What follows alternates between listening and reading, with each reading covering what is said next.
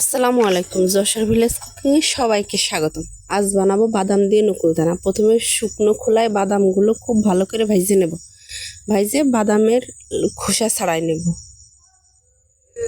গরম কড়াইতে দিয়ে দেব চিনি। কড়াই গরম থাকা অবস্থায় দিতে হবে।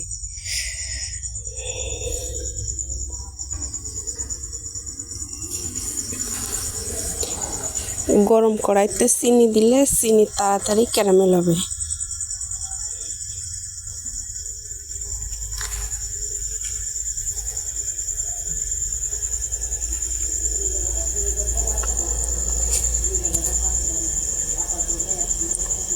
চিনি ভালো করে নাড়াচাড়া করে চিনি জ্বালাই নেব।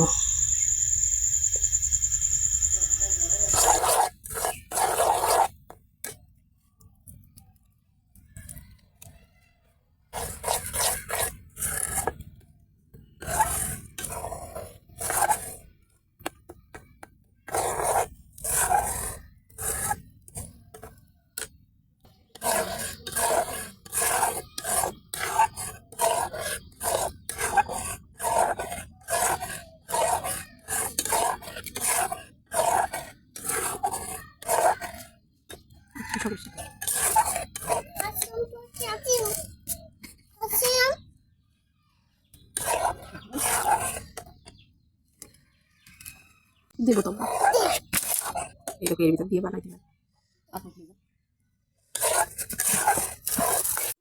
চিনি ভালো করে জ্বালাই নিছি। এখন ওর ভিতর দিয়ে দেব আগে থেকে ভাইজে রাখা বাদামের বিচি।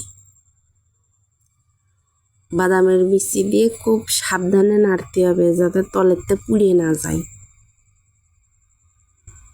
বাদামের বিচি দিয়ে বেশি সময় নাড়াচাড়া করার দরকার নেই। বেশি সময় নাড়াচাড়া করলে শক্ত হয়ে যাবে।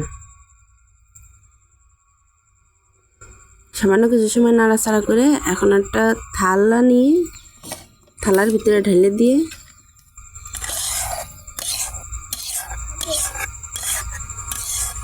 ভালো করে থালার চারপাশে ছড়াই দিতে হবে।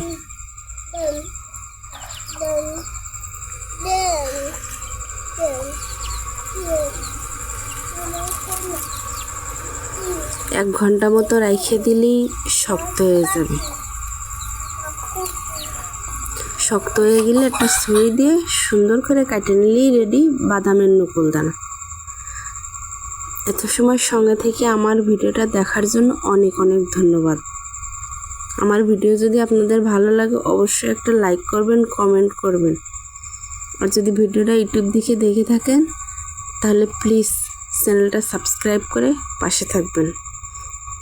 অনেক অনেক ধন্যবাদ। আসসালামু আলাইকুম।